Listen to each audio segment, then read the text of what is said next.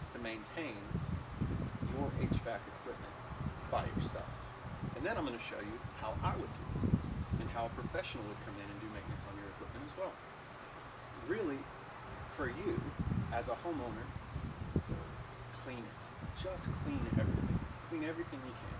Get the leaves out, but there's a way. There's a method to the madness. One is to be safe. Pull power from all of the equipment before you start working. So let's do that. Let's start.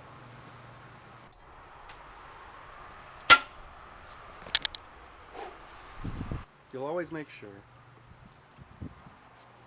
that power is pulled to the equipment. Next, what's the easiest way in? If you have to clean this device, what are you going to do? Now, personally, I'll take all of my louvered doors apart. It's not a hard process. It makes cleaning so much easier.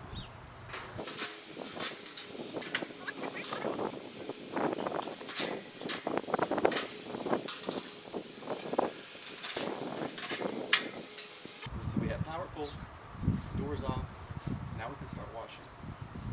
We'll zip through this.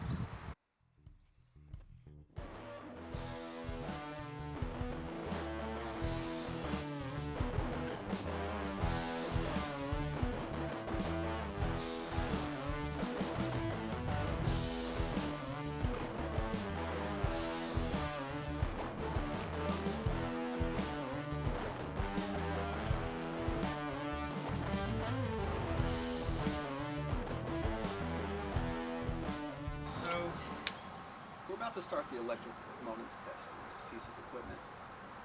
Now, what I like to say is always work safely. There are ways that people in the field do it, and they work safely. I act as if everything is live all the time. A capacitor can discharge, it's been unplugged for a while.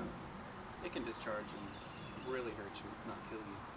So, be mindful of everything.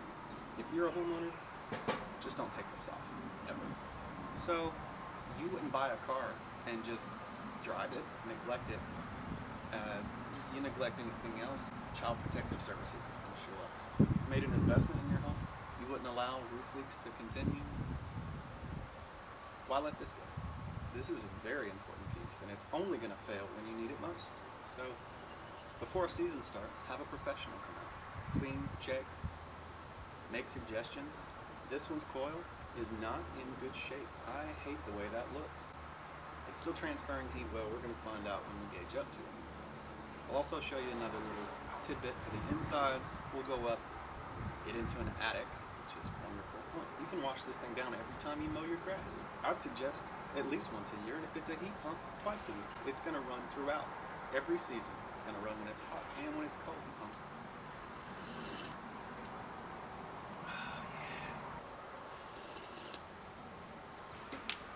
I do some things that are unlike most technicians. I, of course, only go by manufacturer specification, and also I check capacitors while equipment is running. I believe removing spades and then reconnecting spades to a capacitor after are never quite as good as they were, unless they seem corroded or look darkened on an end of a spade where heat has gathered. I don't touch them. I don't take them off. I check everything from the wire and the capacitor itself. There's an equation you can get. I'm not going to give away any trade secrets here. All of my old technicians know how to do it. They're very good at it. It just depends on which way you prefer. I'd like to do it the easy way that doesn't cause more trouble than it's worth. So let's get started.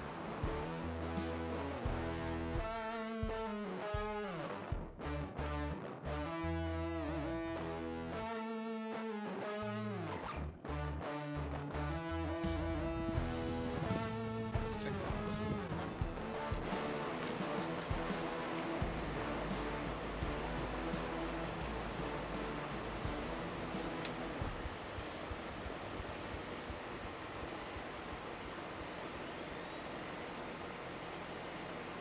Low capacity.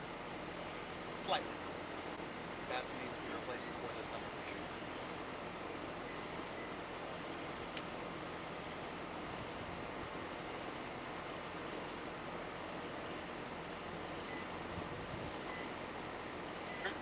Let's check amp draws on our compressor. 8 1.25 amps out of 21 full load amperage. Very good. 1.2. 1.8. Everything's on the up and up here. Let's check recruitment.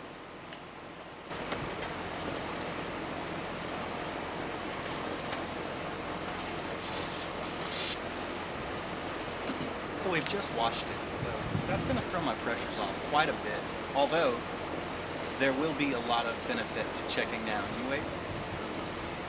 Given a few minutes, it'll dry up for the most part, and it'll show me what it's going to read. I have equipment that uses my phone as a separate screen for my refrigerant pressures. If I'm doing work that requires changes to blower speeds or anything that could affect my superheat and cause damage to the compressor, I want to see it real time. This is also graphing my refrigerant pressures and superheat and subcool at the same time. So let's talk about why to get maintenance. You would want to increase the longevity of your system. They're not supposed to last 10 years. They're supposed to last more. The warranty is just 10 years a lot of times. So you want longevity and you want efficiency. Have your maintenance done once a year at least. Even twice a year, want a heater maintenance. If you don't want maintenance, the only reason a human would not want maintenance is because they want new equipment. It just doesn't last. It just won't last without taking care of it. Bro, I'm out here today looking like Where's Waldo? Oh my God, look at my shirt. Oh. So should a homeowner be in the attic? I really don't think so. Your attic is not a storage space. It's a fire hazard. Nothing should be up here except equipment, ductwork, and insulation. So my tips. Check your drains. Make sure water isn't in the secondary pan. And check your filters. That filter is dirty, very dirty, filthy. So I'm gonna go order more filters. Now it depends on what the back of this evaporator says. Maybe they do allow to clean with some sort of cleaner. Generally speaking, I'm going to clean with water and maybe a light cleaning solution. Inspect ductwork, make sure there are no tears or gouges. I'd be on my way after that. Cool tidbit. If your equipment is set up properly and is the correct size for the space, you shouldn't know it's running. I hardly know this unit's running in the attic with it. It should be quiet. And if it's noisy, there's a good chance ductwork isn't sized correctly, airflows aren't set up correctly, which is a big problem, is that the equipment is applied product. This air handler goes in millions of houses, and every house is different. So how can this system be installed and be installed the exact same way for every house? It can't. It's meant to be augmented slightly, changed to suit the space. If this one was changed drastically to suit this space. So, all that being said, maybe it's a setup issue.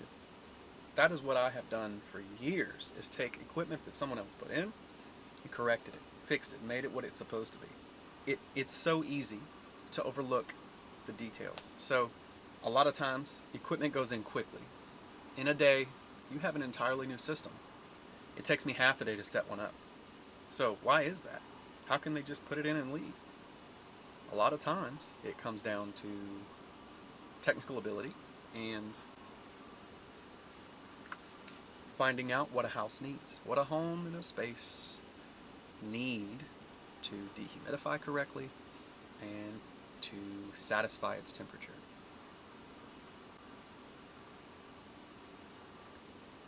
Doesn't look bad though. Thanks for coming with me. If you need to know more or ask any questions, feel free. Please like it, do the subscribe. I don't know, this feels weird. God, it's just so, that's what I appreciate about you.